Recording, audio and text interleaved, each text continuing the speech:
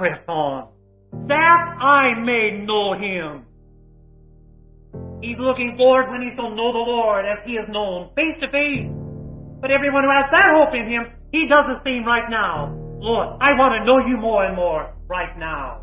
I mean, what woman is engaged to a man that doesn't want to know more intimacy right now before that wedding day? What miner comes into a gold mine and is satisfied with the first day's haul? No, he wants more and more right now.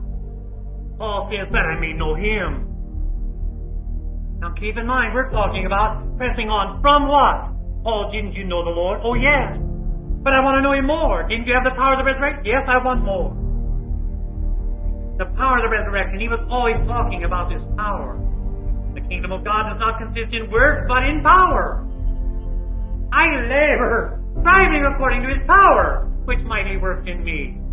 Power of the resurrection to overcome sin.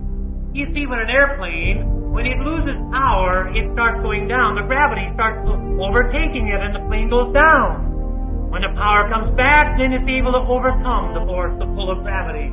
Same way with sin, with lust, with that old depravity that remains in us. Power of the resurrection.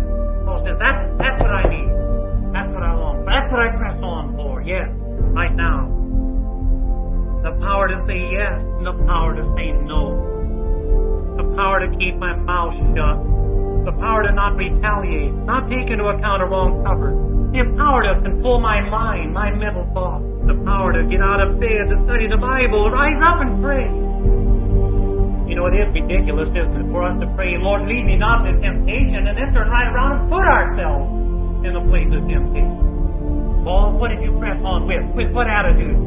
I press on with single-minded devotion to Jesus.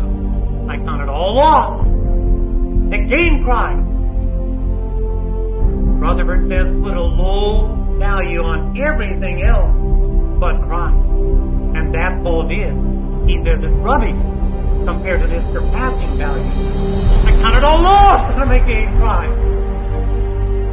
Let nothing get in the way. And what does it profit a man to gain the whole world and lose his soul?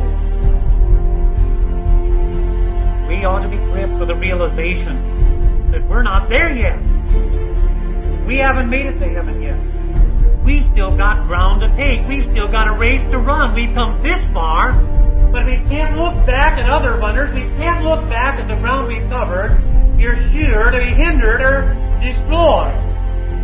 You've got to look forward, headlong, stretching, reaching, gapping, running, pressing toward the mark.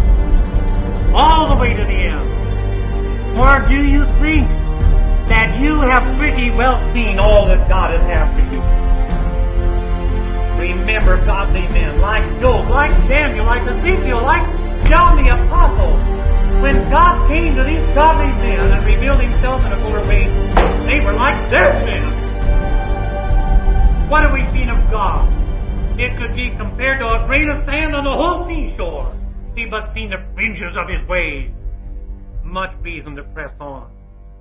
This attitude of an awareness of our shortcoming, of our imperfection, that attitude, brethren, is perfection. But we have here in verse 15, therefore, let us therefore, as many as are perfect, have this attitude. What attitude? What is this perfect attitude? It's the attitude that I must press on. He has no holiness who thinks he has enough. We ought to take the attitude of old Caleb. Toward the end of his life, he was still saying, give me this hill country. I want more.